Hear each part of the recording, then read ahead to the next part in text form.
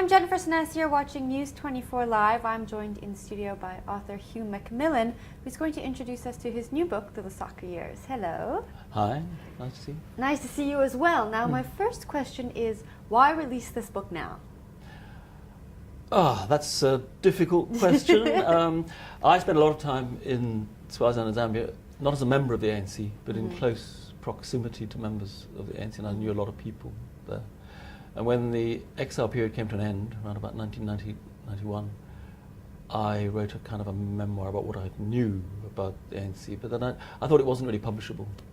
And then I thought I was too close to the subject to be able to deal with it in an academic, impartial way.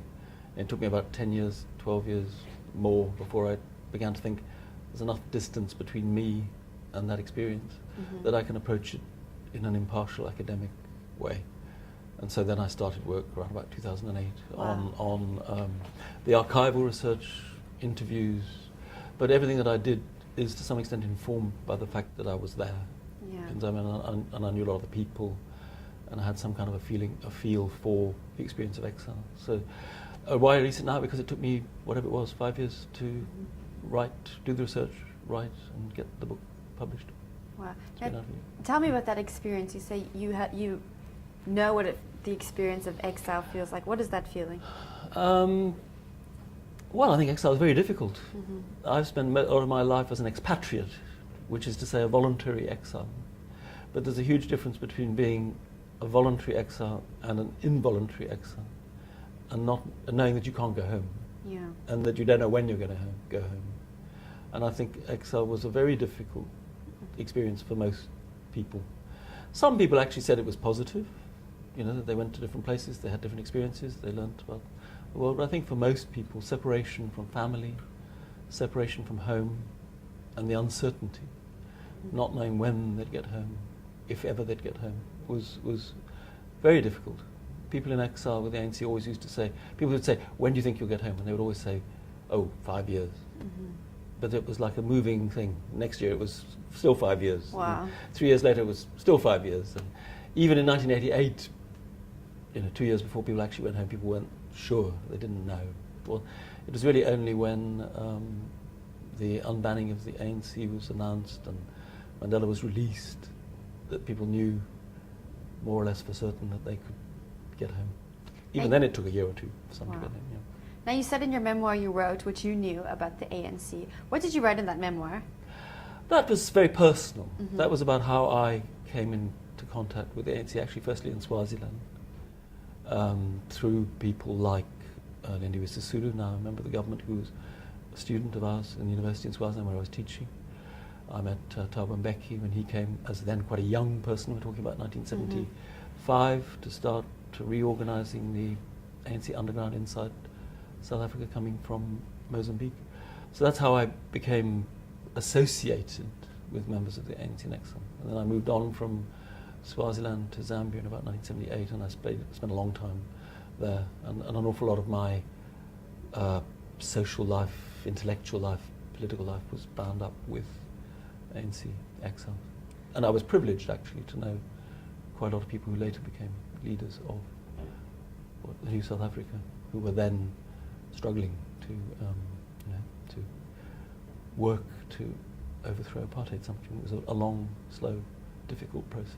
What was it like for you as a white person to be in association with all of these people at that time?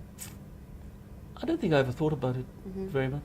I mean, the ANC, I think, always thought of itself as a non-racial, or at least by the time I came in contact with it, thought of itself as a non-racial organisation. And I don't think that, well, I'd like to think that race wasn't a huge issue. It never seemed to me to be a very big issue.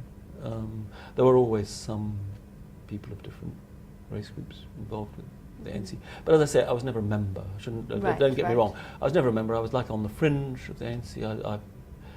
I provided some sort of, with my wife, things like safe houses and some logistical support. Actually social support, because people in exile need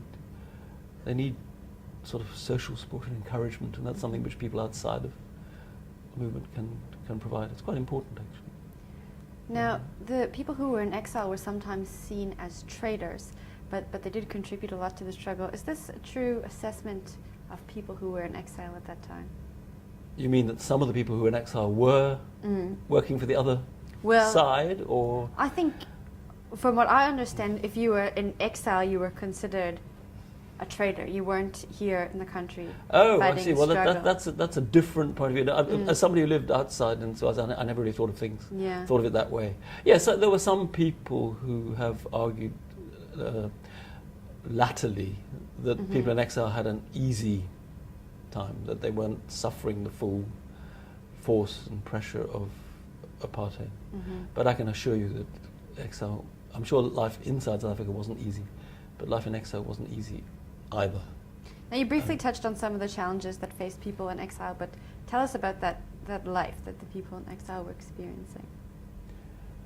Well, I think there were an awful lot of difficulties, but the biggest one probably was uncertainty. Not really knowing how long you were going to be in exile, not really knowing, in the case of the ANC, whether it had the resources to support the growing number of people who it had to support. I always think, people are often very critical of the ANC in exile, but they don't often give it credit for the fact that it was like a welfare organisation, that it looked after people who were its members in exile, whether in Swaziland, whether in Zambia, wherever. It had to find accommodation, had to feed, clothe, educate, look after the health needs of a large population. That was something that was very difficult for it to do. So it was never an easy life. It was always difficult. Initially very difficult, but from about the mid-70s onwards, the ANC got more and more support from particularly Scandinavian sources, from Sweden, Norway, provided funds which helped them to maintain a growing population. But it was always difficult. The people who talk about a cushy life for the people in exile, I don't really buy that.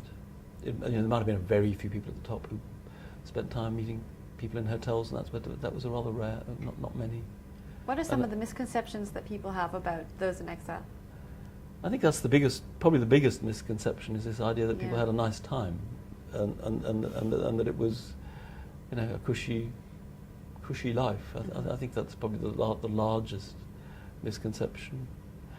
Well, the other big misconception, I suppose, is that people tend to say that anything that they don't like about the ANC and government now, or the last 10 years or whatever, is somehow the consequence of the exile experience, that the ANC learned bad habits or bad practices or something, which were brought back.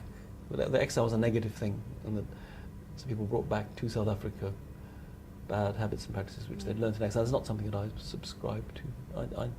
I don't really see that. And people talk about corruption in exile, but the fact is the ANC had very little in the way of resources. There was very little for people to be corrupt about. There's much more possibility for corruption if you're in government, and you're in a position to hand out contracts and things like that. There are temptations, but for people who were in exile, it wasn't like that. It was a struggle to survive.